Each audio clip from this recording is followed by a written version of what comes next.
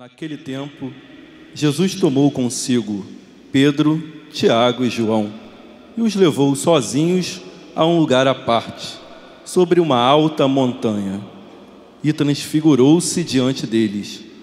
Suas roupas ficaram brilhantes e tão brancas como nenhuma lavadeira sobre a terra poderia alvejar. Apareceram-lhe Elias e Moisés e estavam conversando com Jesus. Então Pedro tomou a palavra e disse a Jesus: Mestre, é bom ficarmos aqui. Vamos fazer 3 tendas, uma para ti, outra para Moisés e outra para Elias. Pedro não sabia o que dizer, pois estavam todos com muito medo. Então desceu uma nuvem e os encobriu com uma sua sombra. E da nuvem saiu uma voz: Este é o meu filho amado, escutai o que ele diz. E de repente, olhando em volta, não viram mais ninguém, a não ser somente Jesus com eles. Ao descerem da montanha, Jesus ordenou que não contassem a ninguém o que eles tinham visto, até que o Filho do Homem tivesse ressuscitado dos mortos. Eles observaram esta ordem, mas comentaram entre si o que queria dizer ressuscitar dos mortos. Palavra da salvação. Glória a vós, Senhor.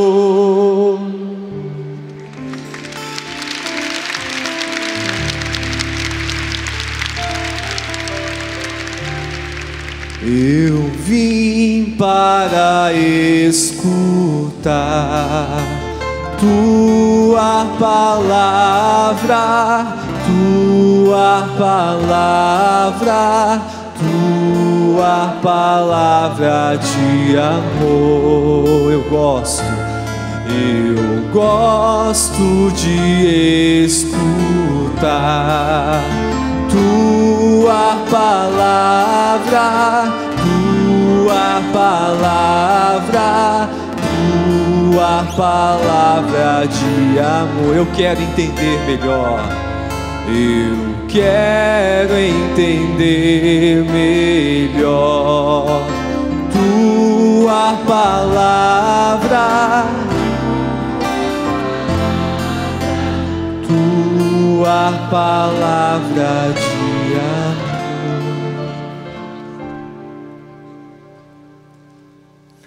Meus queridos irmãos, minhas queridas irmãs, é muito oportuno para nós, no encerramento do nosso acampamento, assim como na divina providência, Deus foi nos conduzindo nesse fim de semana.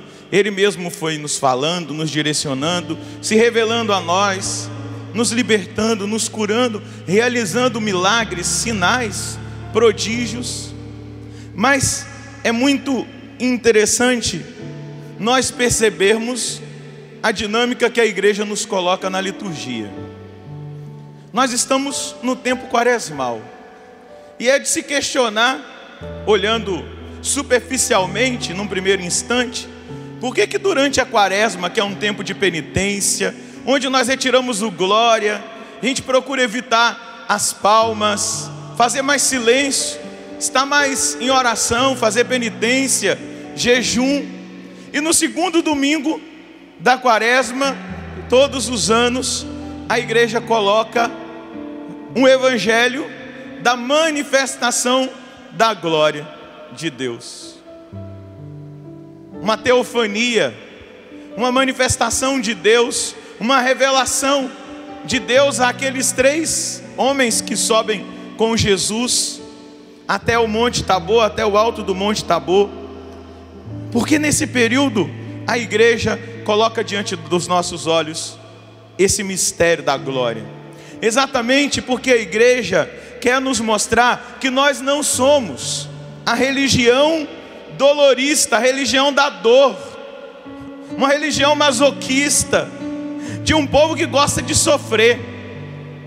A igreja quer colocar diante dos nossos olhos, apesar de nós estarmos nesse tempo de penitência, apesar de nós estarmos fazendo esse caminho quaresmal de silêncio, de reflexão, de conversão, de mudança radical de vida, a igreja quer nos colocar a grande esperança que precisa alimentar o nosso coração, a esperança da ressurreição.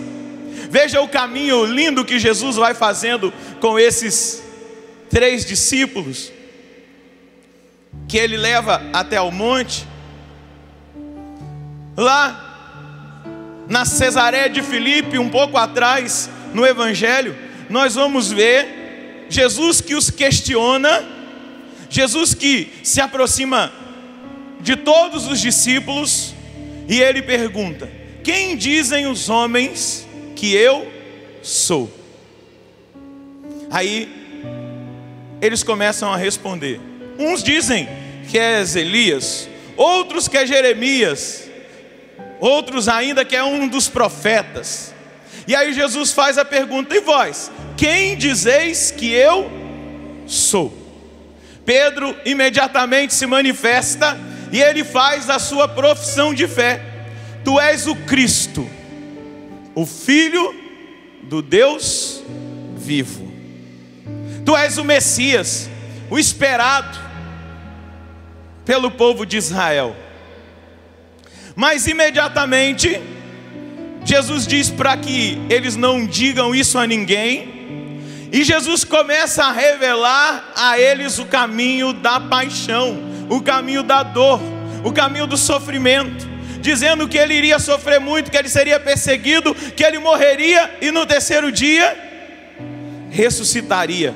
Imediatamente Pedro, com ímpeto, a palavra diz que Pedro repreende a Jesus, chama Jesus num canto e fala que não aceita aquilo e repreende Jesus. E Jesus também, num ímpeto, mas com muita força, diz para ele: afasta-te de mim, Satanás, porque os seus pensamentos não são os pensamentos de Deus, mas os pensamentos dos homens.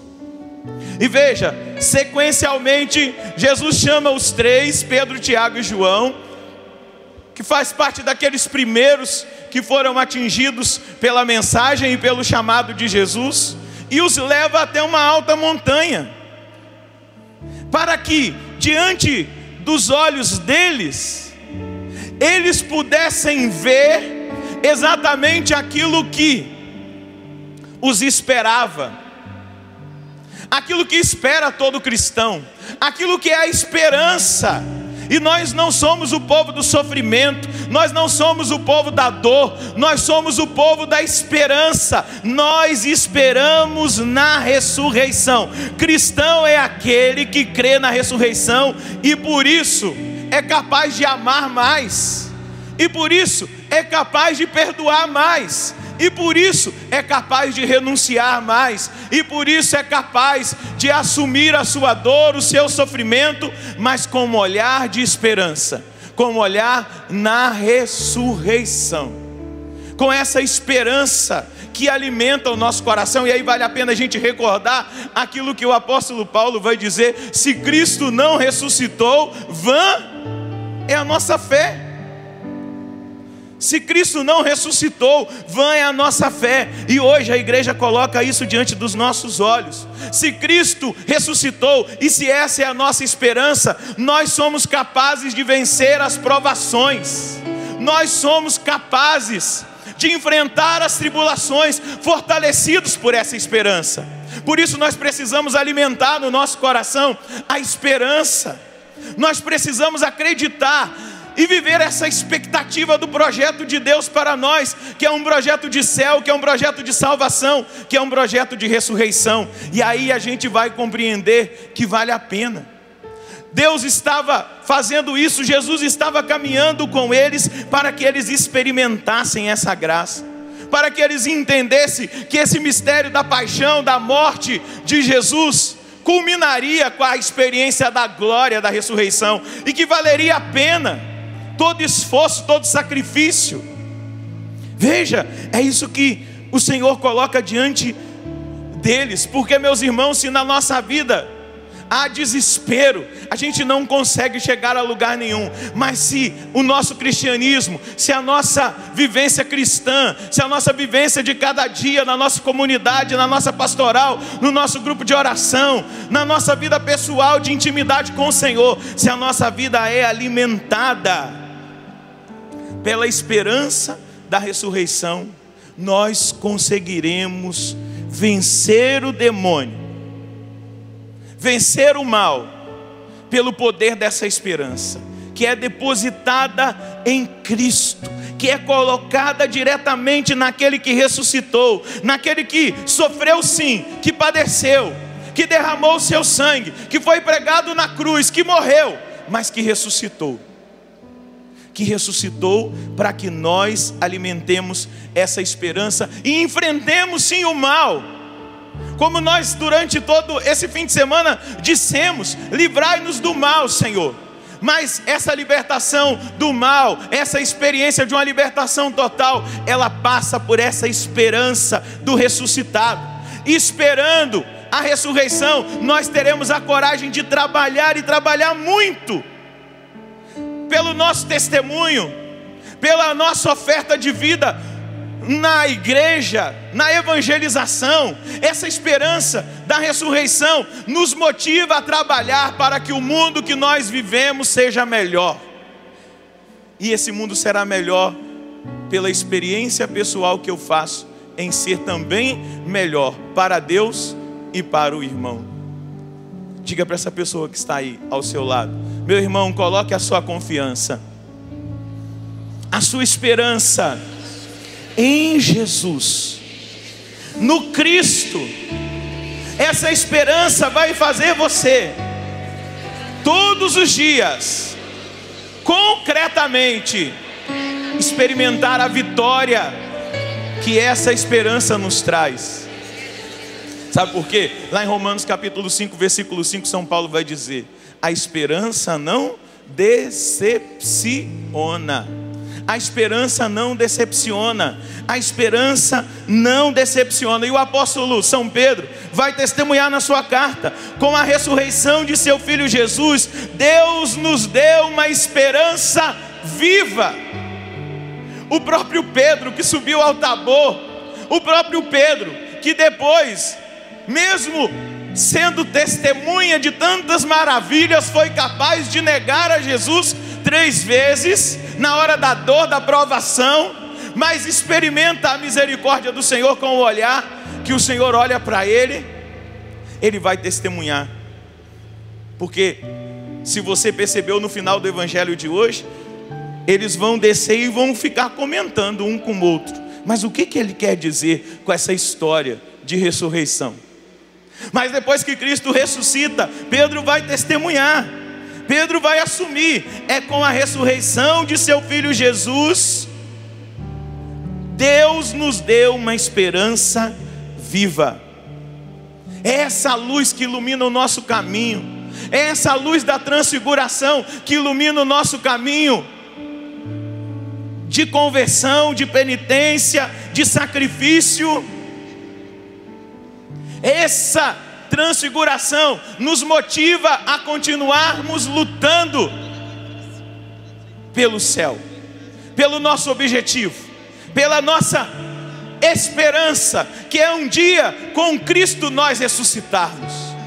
Diga comigo: Senhor, nessa Eucaristia dominical, eu quero assumir para a minha vida essa esperança que não decepciona.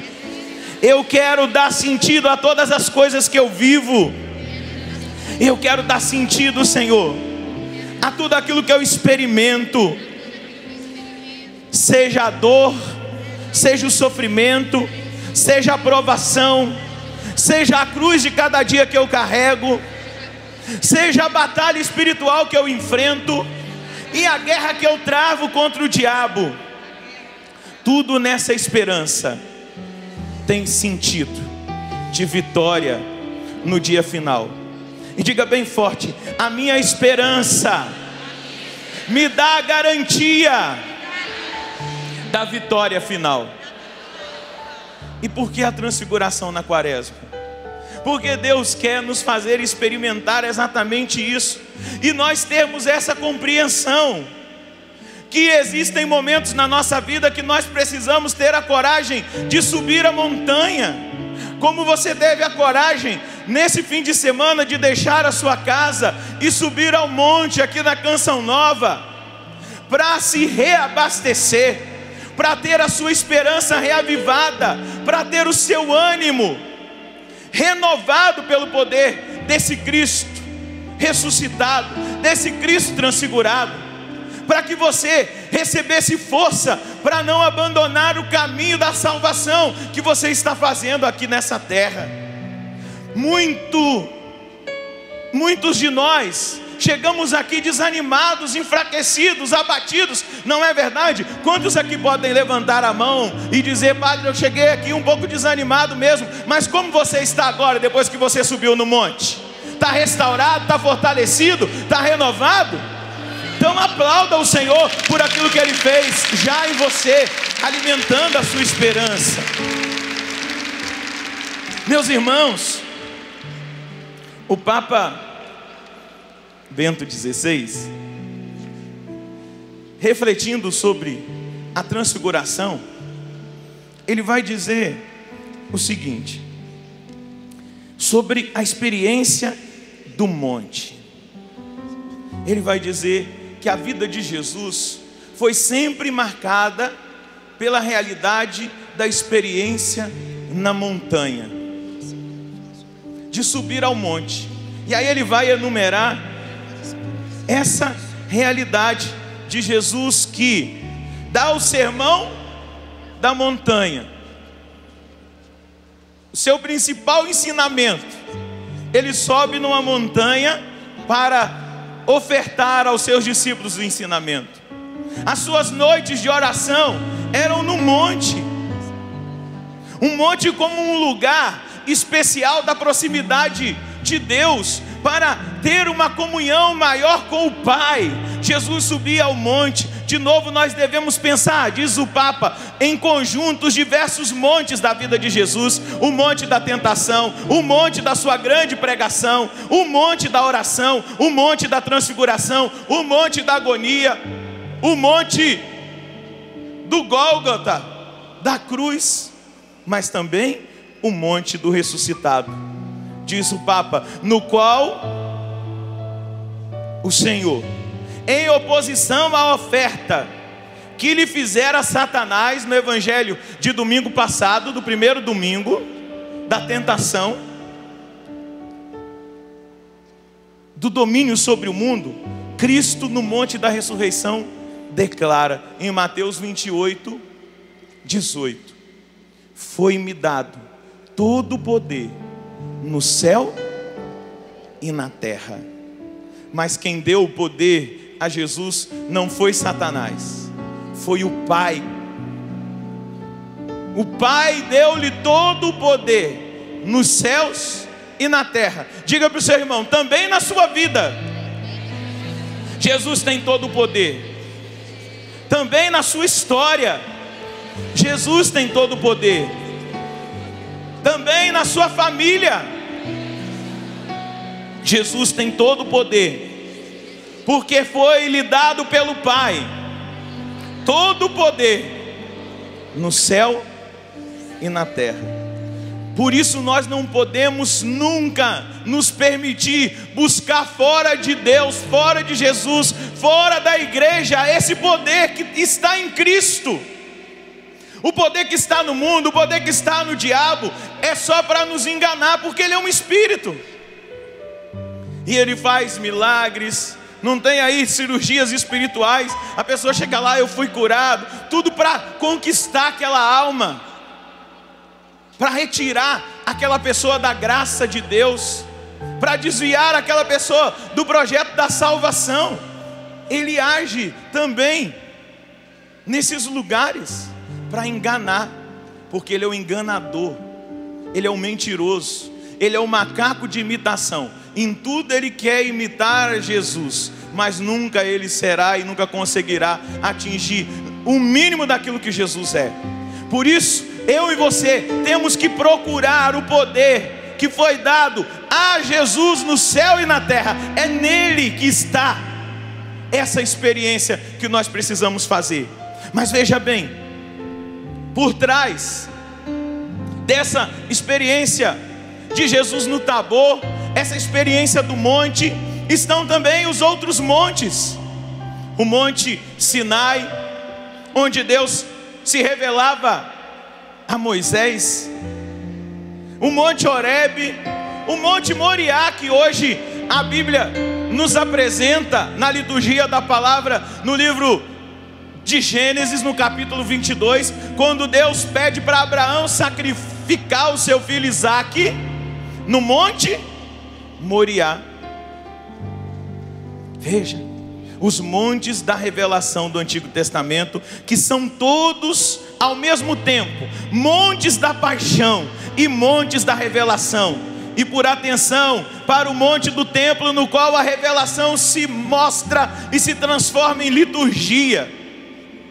Essa experiência do lugar da revelação e do lugar do sacrifício, da renúncia, da entrega, da obediência.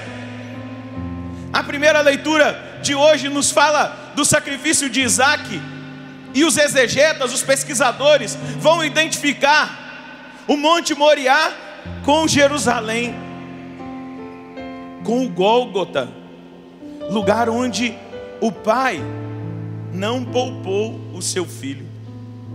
Veja, Deus poupou Isaque, Deus livrou Isaque do sacrifício, dando um cordeiro que apareceu providencialmente ali preso a uma árvore, porque Abraão obedeceu. Abraão chegou ao último grau de obediência a Deus, porque ali era o sacrifício do filho, mas era o sacrifício da esperança, era o sacrifício da promessa, era o sacrifício do cumprimento da palavra de Deus na vida dele. Já um homem de idade avançada, velho, não haveria mais possibilidade para ele de ter um outro filho. E ali no monte, ele obedece radicalmente a Deus, mas Deus livra Isaque. Porém, Deus não livra no monte Moriá, no Gólgota, o seu filho, por amor a mim e por amor a você. Diga isso aí no seu coração: Deus me ama. Mais uma vez, diga bem forte: Deus me ama.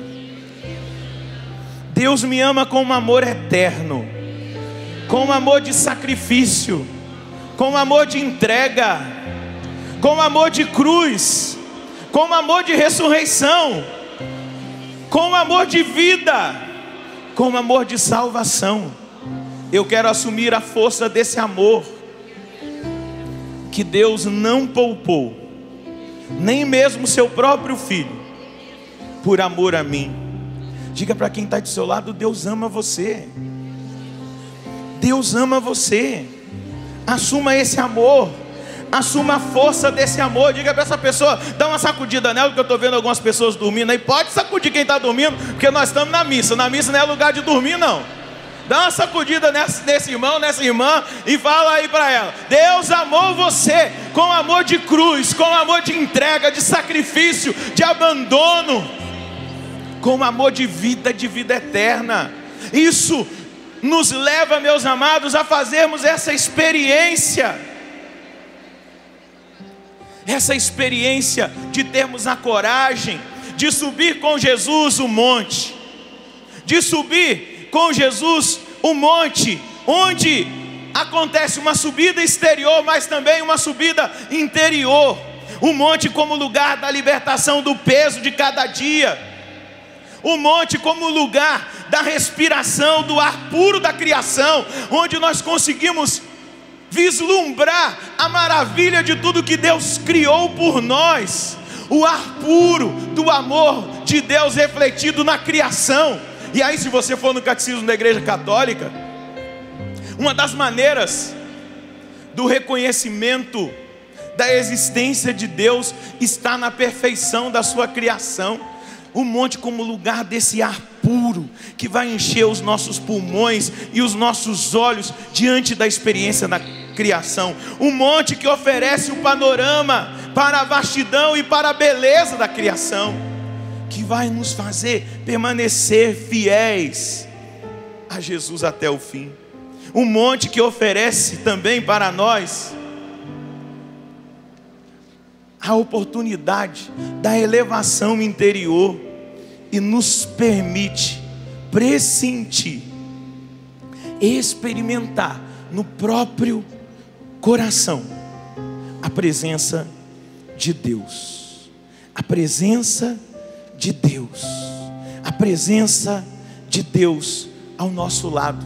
A revelação que Jesus faz a Pedro, Tiago e João é essa: me compreendam ao subir a montanha, me compreendam. E aquilo que você professou talvez pela emoção com a sua boca, Pedro, aquilo que você expressou com os seus lábios, aquilo que você apresentou como testemunho diante dos seus irmãos, diante dos meus discípulos, diante daqueles que ali estavam, é uma realidade.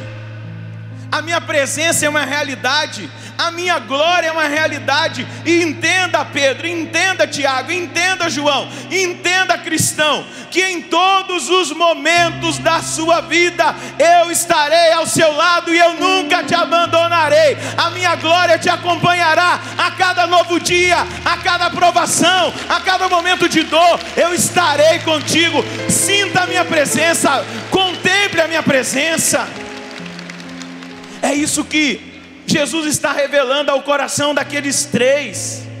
Jesus se transfigura diante de nós nesse fim de semana, se transfigurou, se revelou a nós, para que você, quando descer a montanha e vier a provação, você não desista, porque existe um Deus vivo que está do seu lado e que caminha com você. Existe um Deus vivo que te ama, que te conhece, que vai te acompanhar nas suas lutas, vai te acompanhar diante do combate espiritual contra o diabo, vai te livrar do mal.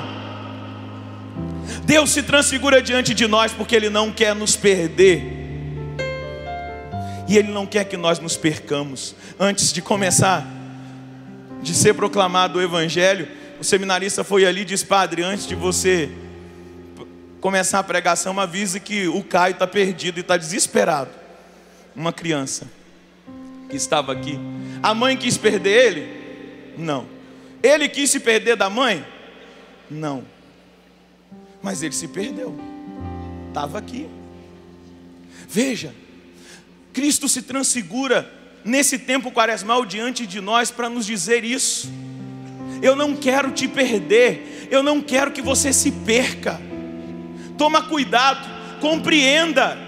Na hora da dor, na hora que vier aquele questionamento, como a Luzia dizia na pregação dela hoje, usando o livro maravilhoso do Padre Reinaldo: onde está Deus? Mesmo que você não veja, mesmo que você não sinta, a sua esperança te dá essa garantia que Ele está do seu lado. Talvez você que me acompanha agora esteja num leito de dor, num leito de morte, no vale sombrio da sombra da morte, mas eu tenho uma boa notícia para você: a transfiguração te dá a garantia da ressurreição. Você ressuscitará com Cristo, mas agora nessa dor, Ele está do seu lado, Ele não te abandona, é Ele que te sustenta, é Ele que te fortalece.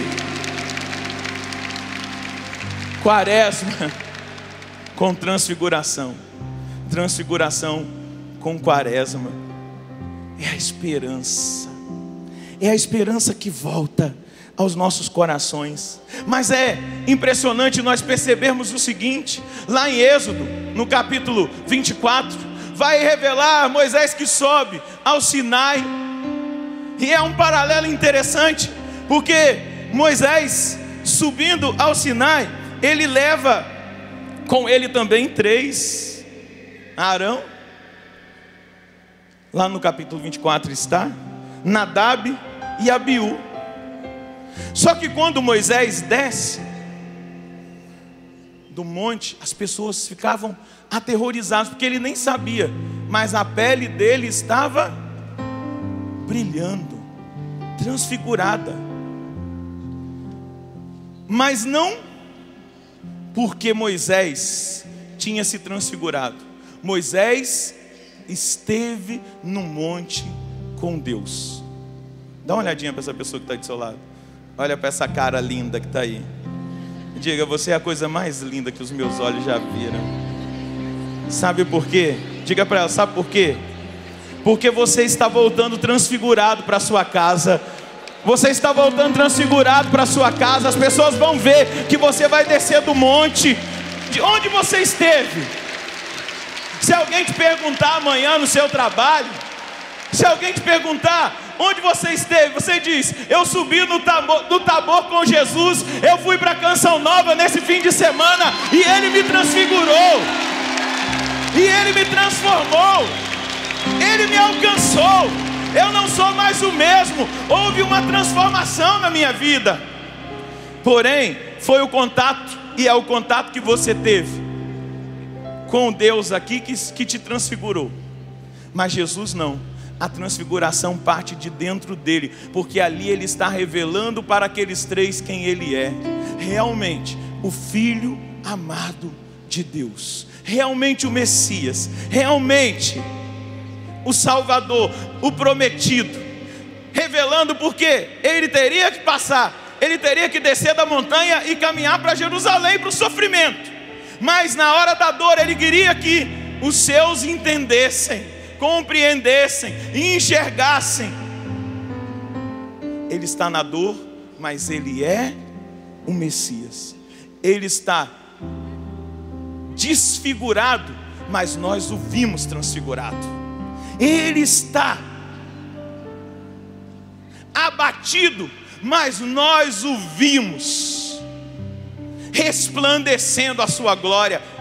Quando eles o vissem na cruz, eles compreendessem que aquele que estava morrendo estava indo além daquilo que as profecias, que muitos liam e esperavam, um Messias glorioso, um Messias que libertaria o povo da opressão do império, era verdadeiramente o cumprimento que ia além daquilo que muitos que interpretaram a Escritura não conseguiram compreender. Mas era o servo sofredor do Pai, aquele que se entregava como um cordeiro. Já não era mais um cordeiro. Lá no Gólgota Deus não deu, o Pai não deu um cordeiro, mas entregou o Filho, o Cordeiro de Deus, para que eu e você fôssemos salvos. Salvos. A transfiguração na quaresma tem esse significado para nós, a experiência dessa iluminação da nossa caminhada na esperança da ressurreição. Essa iluminação que Cristo quer fazer na nossa vida, para nós continuarmos no combate espiritual sem abandonar o caminho, continuarmos lutando para viver santamente, viver castidade, abandonar as coisas contaminadas do mundo, porque existe uma esperança que nos alimenta, uma esperança que nos fortalece, uma esperança que nos salva, uma esperança que nos redime, uma esperança que nos transforma, uma esperança que nos faz melhores, que Cristo ressuscitou. Por isso vale a pena. Diga isso: vale a pena. Mais uma vez, vale a pena. Eu posso testemunhar para vocês que todas as vezes que eu passo por uma provação muito grande, e não pense que porque nós somos consagrados, padres, né, nós não passamos por provações. Não pense que a Canção Nova não passa por provações. Nós somos igualzinho a vocês. Não temos nada de diferente. Eu sempre procuro alimentar o meu coração com a esperança, principalmente a esperança que a palavra traz. Romanos capítulo 8, versículo 18. Eu sempre me alimento com essa palavra. Eu sei que os sofrimentos do tempo presente não têm comparação com a glória que há de ser revelada em nós. Eu sempre alimento meu coração com essa palavra. Na hora da dor eu alimento meu coração com a palavra. Tudo concorre para o bem daqueles que amam a Deus. Na hora que às vezes eu peco e eu me deparo com a minha limitação, com o meu pecado, com a minha fraqueza, e eu acabo constatando aquilo que o apóstolo Paulo vai dizer: às vezes eu não faço o bem que eu quero e acabo fazendo o mal que eu não quero.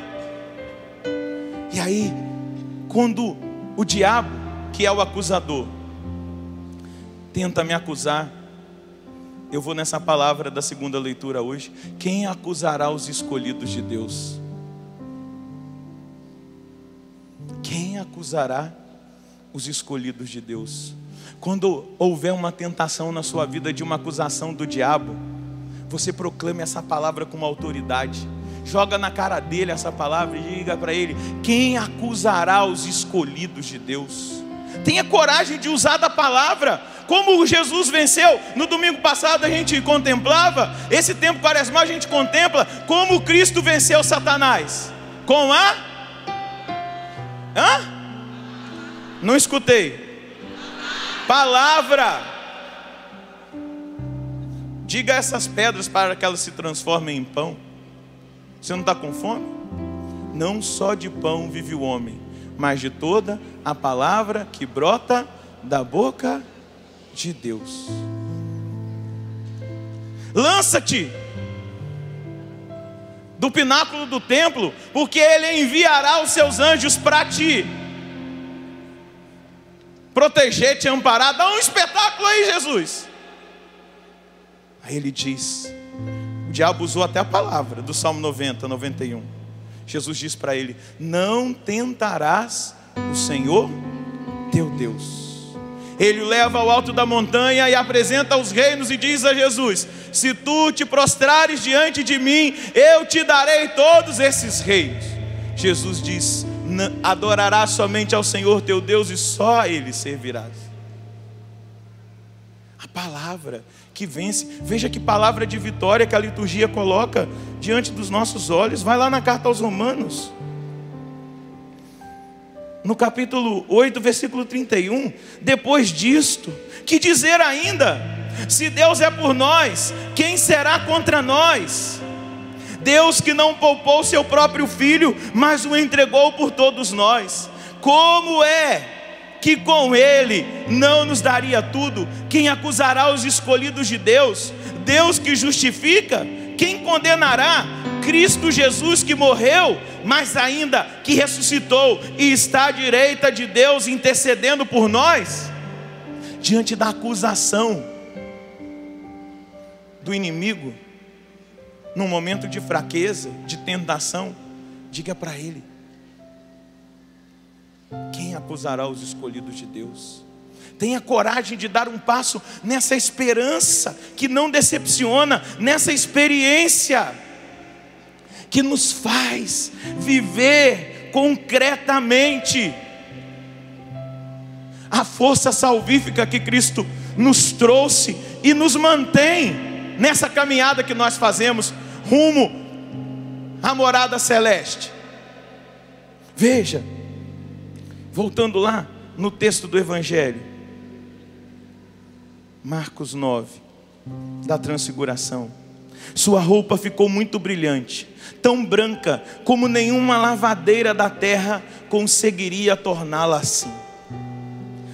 São Máximo, o confessor, ele vai dizer o seguinte: as roupas de Jesus estão brancas, translúcidas, porque a palavra de Deus é luminosa, translúcida, clara, e ilumina a nossa vida. Não foi isso que aconteceu nesse acampamento? O que nós fizemos nesse acampamento? Pregamos a palavra. É a palavra que nos libertou, não foi, Roberto? Não foi, Luzia? Se o Ironi tivesse aqui, eu ia perguntar: não foi, Ironi?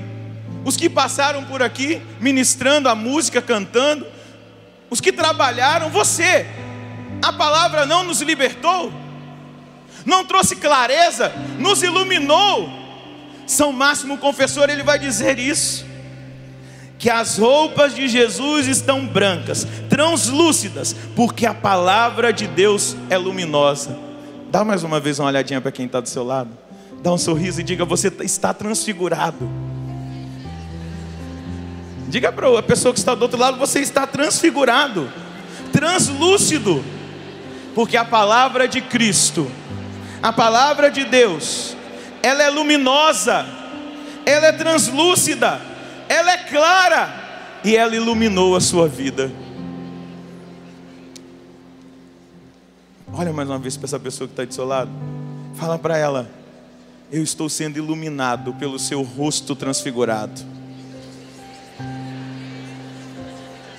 Diga com um sorriso nos lábios para esse irmão, para essa irmã, diga: eu estou sendo iluminado pelo seu rosto transfigurado. Porque a palavra de Cristo te transfigurou, te iluminou, te libertou, te purificou. Nos purificou, meus irmãos.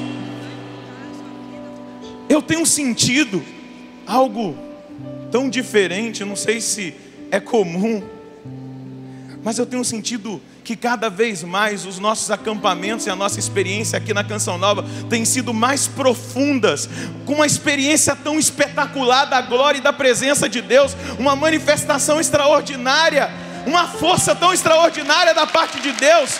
Eu estou experimentando isso na minha própria carne, no meu ministério, na minha vida. Seja aqui pregando, seja celebrando, seja no confessionário, atendendo, algo de diferente está acontecendo no meio de nós. Deus está se manifestando aqui nesse lugar, e vai ser muito maior a manifestação dele, muito maior. Isso é só o início. Começou um novo tempo na nossa vida, começou um novo tempo na Canção Nova. E eu vou ousar, começa um novo tempo na Igreja Católica Apostólica Romana, especialmente no Brasil, que vai se espalhar, que vai alcançar tantos lugares. Mas é preciso, mano, eu sei que você está arrepiado, porque a palavra é de Deus. Estou vendo um monte de gente fazendo assim, estou arrepiado, porque a palavra de Deus é profecia. Deus está falando conosco. E por isso nós precisamos ser um povo diferente, um povo separado, um povo que acredita na palavra e que se deixa transfigurar pela palavra. Um povo que não é um povo mole, como o mundo tem produzido gente mole, e que rapidamente abandona o caminho. Essa palavra, eu tenho certeza que nesse fim de semana caiu em terra boa e vai frutificar na sua vida, vai dar frutos na sua família. Não caiu no meio de espinhos, não caiu no meio das pedras, caiu em terra boa, porque Deus preparou o seu coração para a semeadura desse fim de semana. E você, meu irmão, vai conseguir perseverar, continuar firme, se você permanecer na oração, na palavra, na Eucaristia, na confissão, no relacionamento íntimo e muito sincero de amor com a Santa Mãe de Deus, a Virgem Maria, num relacionamento pessoal, porque a terceira pessoa da Santíssima Trindade é uma pessoa, é o Espírito Santo, sendo carismático como você precisa ser carismático. No livro A Profecia do Avivamento, que Deus me deu a graça de escrever o ano passado, eu digo que nós precisamos ser carismáticos e com muita força e com muita ousadia colocar os carismas a serviço de nosso Senhor na igreja. Não parar de orar em línguas. Tem uma pregação do nosso pai fundador que vale a pena você adquirir: Ore em Línguas Brasil. É um dom de edificação pessoal, de santificação, mas é um dom poderoso que o diabo não suporta, porque o Pai entende, ele não, o que o Espírito pede em nós. Então ele fica furioso quando a gente ora em línguas, e por isso é tão combatido esse dom. E por isso até mesmo os grupos carismáticos, infelizmente, estão parando de orar em línguas. Nós precisamos voltar à experiência da salvação que um dia nos tocou, que um dia nos reanimou. Essa palavra, meus amados, nos ilumina, mas não nos engana. A palavra nos ilumina, mas não nos engana. Ela é dura, a palavra de Deus. Por quê? Eu tenho uma notícia para te dar. Nós vamos ter que descer do monte daqui a pouco.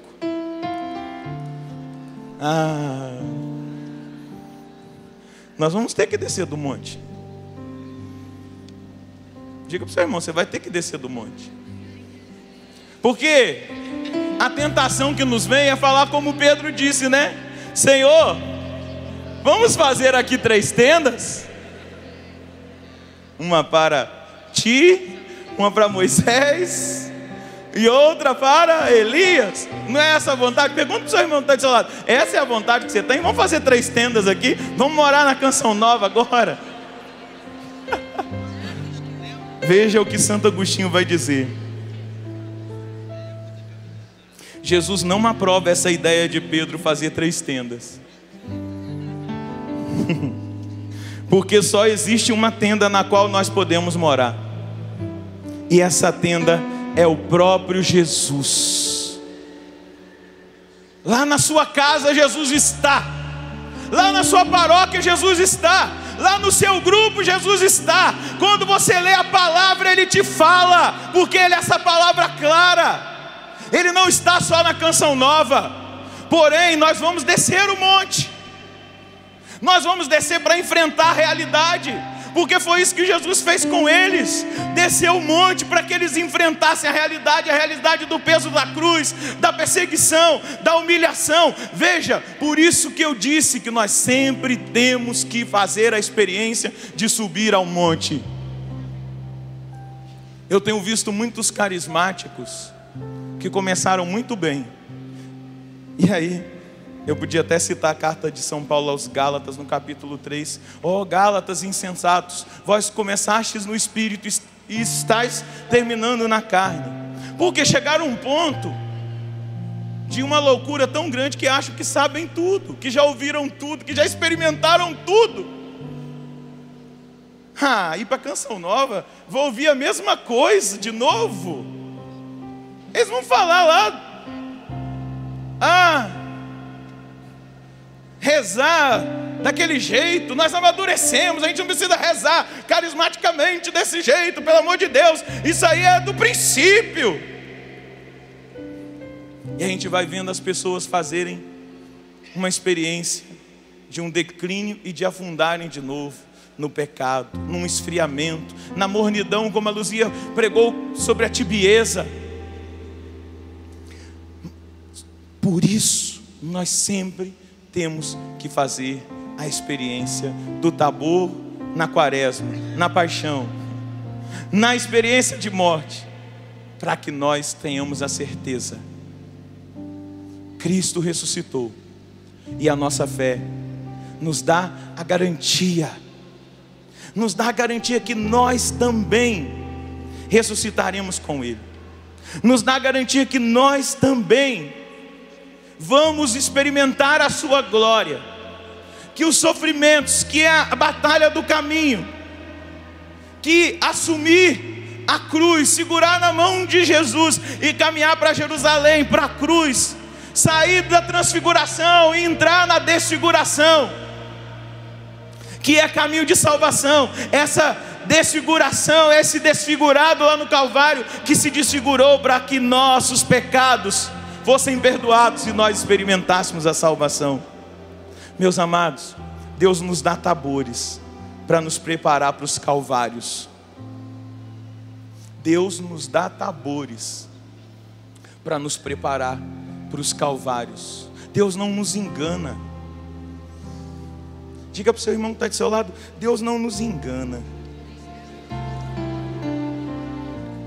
É uma luta, meu amado, de uma vida. A gente muitas vezes quer fazer aquela experiência de Pedro: vamos fazer 3 tendas aqui, porque a gente quer permanecer assim, preservar esse mundo, essa experiência. Mas Deus quer que nós cheguemos no ponto certo, nele, armando a tenda. Ele que é a nossa tenda, Ele que é a nossa segurança. Como o salmista vai dizer: o Senhor é o meu refúgio, a minha segurança. Em Ti eu deposito a minha esperança. Nós precisamos fazer essa caminhada de esperança. Tudo será Nem tudo será sempre cruz, sempre mal, sempre sofrimento. Mas quando vier, nós temos que, com esse olhar de esperança, fazer essa experiência dessa tensão. O Calvário, a Quaresma, a dor da cruz, ela precisa passar sempre por esse equilíbrio na nossa vida, do tabu. Por isso que a igreja coloca na liturgia, nessa celebração do segundo domingo do tempo da Quaresma, a experiência da transfiguração, para que nós não abandonemos o caminho na hora da provação e na hora da dor. Segura na mão de quem está aí do seu lado.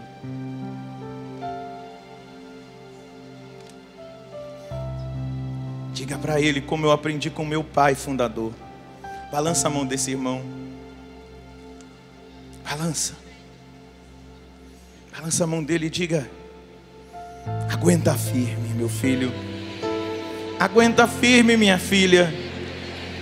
Aguenta firme, meu filho. Aguenta firme, minha filha. Ele está do seu lado. Ele caminha com você. A palavra te purifica, te transfigura, para que você compreenda que Ele estará do seu lado todos os dias. Diga para esse irmão aquilo que o Pai disse para os três: a Ele, a Jesus, deveis escutar. E eu quero fazer ressoar, continua segurando na mão do seu irmão, eu quero fazer ressoar aqui a voz da Virgem Maria, lá no Evangelho de João, nas bodas de Caná, quando ela disse para os serventes: fazei tudo o que Ele vos disser. Balança a mão do seu irmão e diga: aguenta firme, vale a pena, continua firme, não abandona o caminho, continua do lado de Cristo, porque vale a pena ouvir a sua voz, seguir os seus mandamentos.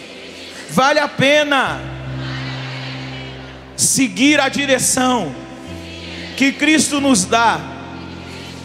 Vale a pena experimentar esse Deus que se revela transfigurado. Balança a mão dele e diga: aguenta firme, meu filho. Fazei tudo o que Ele vos disser. Siga Jesus no caminho estreito, na porta estreita, e você vai experimentar, meu irmão.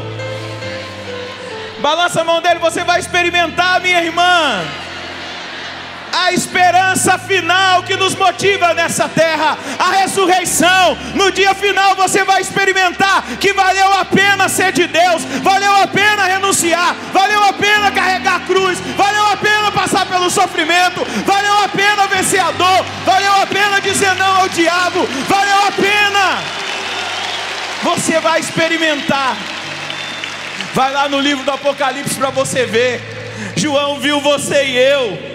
Glória a Deus, Ele nos viu. Versículo 9 do capítulo 7. Depois, já vou dar um tempinho para você achar.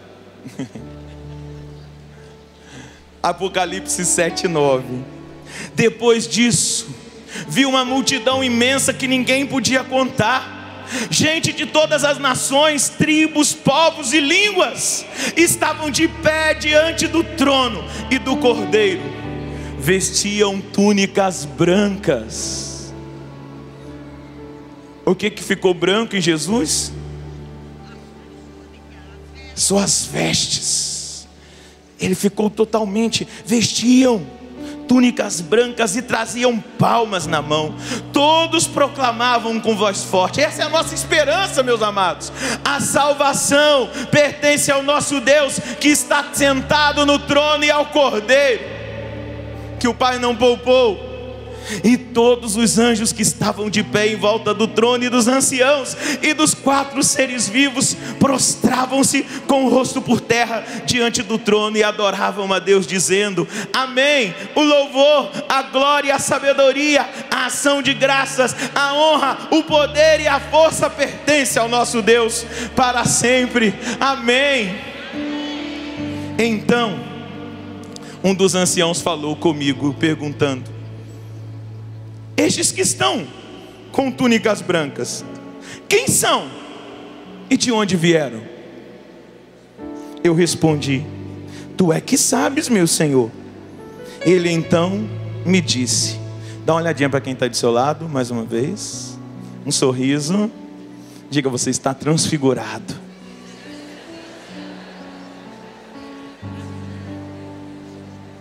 Eu quero proclamar para você essa palavra. Ele então me disse: estes são os que vieram da grande tribulação. Dá mais uma olhadinha para quem está do seu lado. Nós já estamos na grande tribulação. Não fica esperando que a tribulação chegue não, que ela já chegou há muito tempo. Nós já estamos na grande tribulação. Vai dizer o Senhor: estes são os que vieram da grande tribulação, lavaram e branquearam as suas vestes no sangue do Cordeiro. Por isso estão diante do trono de Deus e lhe prestam culto dia e noite no seu santuário. E aquele que está sentado no trono os abrigará na sua tenda, na tenda de Jesus Cristo, que venceu a morte, que venceu o diabo, para que nós experimentássemos nesse acampamento essa graça da transfiguração. Diga para o seu irmão mais uma vez: aguenta firme, meu filho.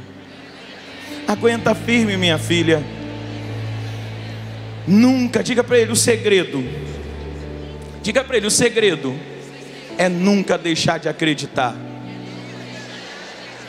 nessa palavra que transfigura, que transforma, que purifica, que liberta, que cura.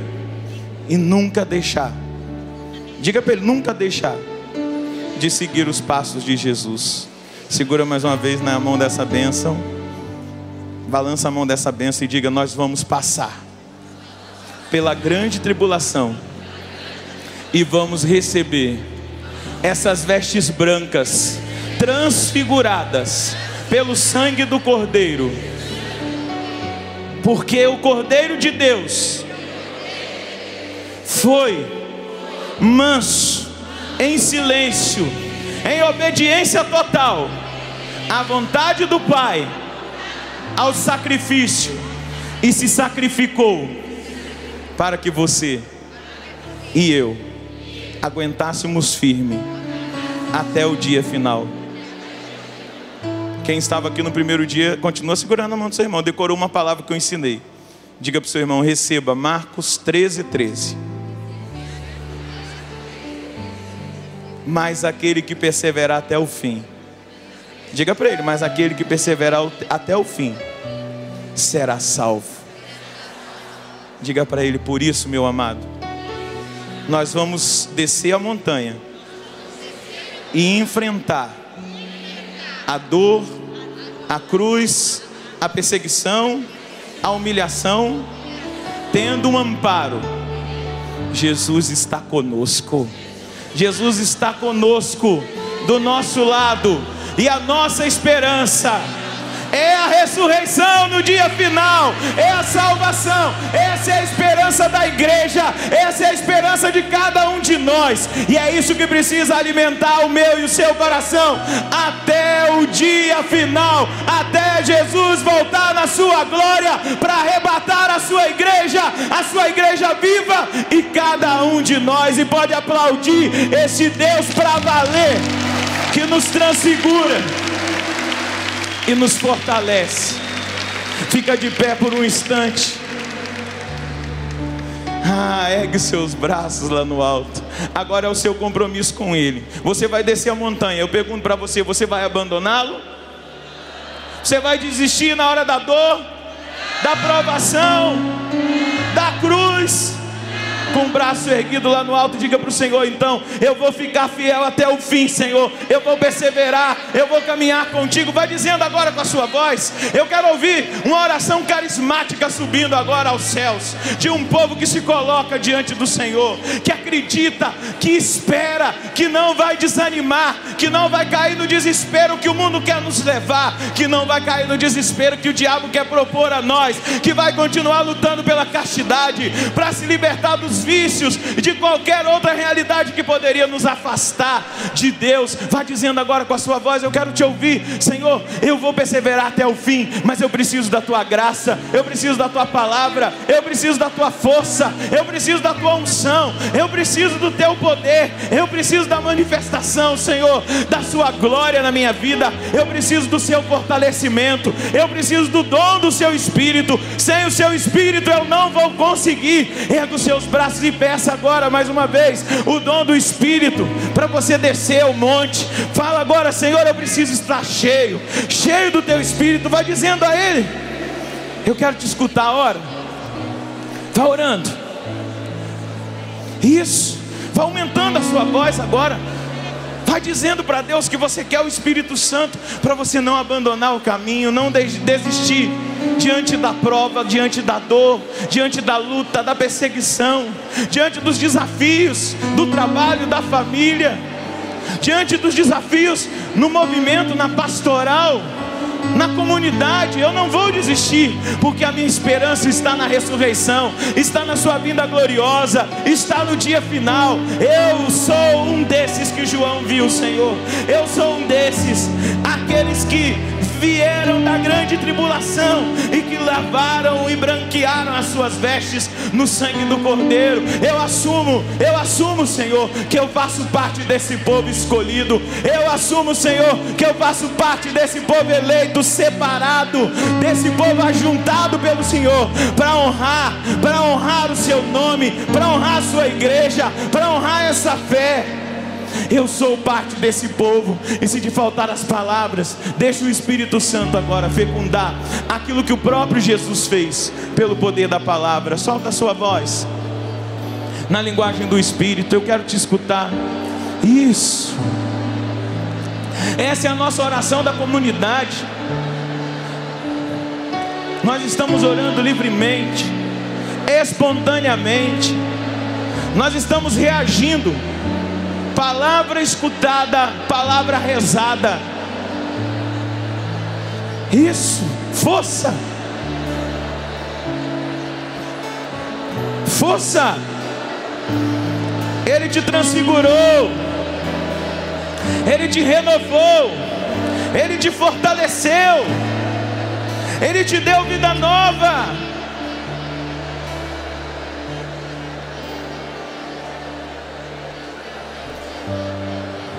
Isso. Nós somos uma igreja orante. Deus não quer nos perder, e Ele não quer que você se perca. É por isso que Ele te transfigura, para você continuar o seu caminho. É por isso que Ele te dá a oportunidade de respirar um ar puro, de experimentar, de fazer uma experiência mística que não acontece todos os dias. Obrigado, Senhor. Muito obrigado. Faz um silêncio agora. Traz a sua mão sobre o seu coração. Fecha um pouquinho os seus olhos. Experimenta da presença do Senhor.